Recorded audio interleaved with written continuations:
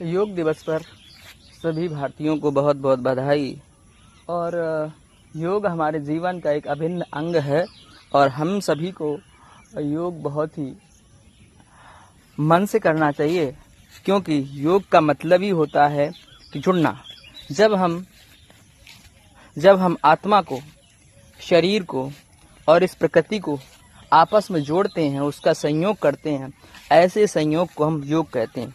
योग के वैसे तो सिर्फ योग में हम कुछ आसन कर लेने से, कुछ पॉज कर लेने से योग नहीं हो पाता, या योग उसको कंप्लीट नहीं कह सकते। योग के लिए 8 उसके अंग हैं: यम, नियम, प्रत्याहार, आहार, विहार और ध्यान, धारणा, समाधि। इस तरह से ये 8 अंग हैं हमारे योग के। और इस योग को करने के लिए हमारे पुरातन संस्कृति में ऋषि मुनियों ने बहुत योगदान दिया है।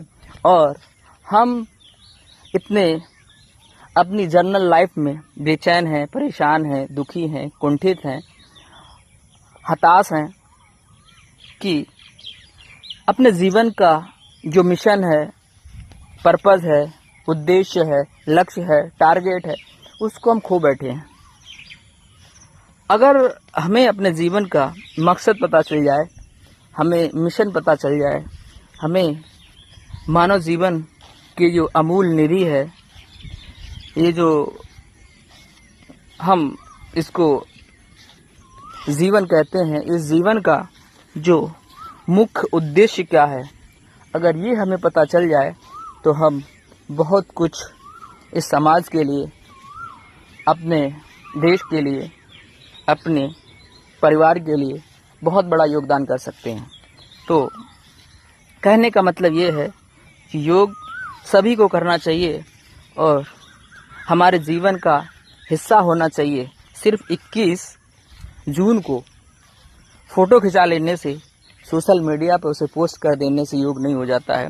योग के लिए हमें कटिबद्ध, डेडिकेट और नियमित उसको करते रहना चाहिए, जिससे अपना तो भला होगा ही होगा। अगर आपका मन, तन स्वस्थ रहेगा तो फिर धन भी आएगा और रिश्ते भी मजबूत होंगे और समाज के लिए एक बहुत बड़ा योगदान भी रहेगा।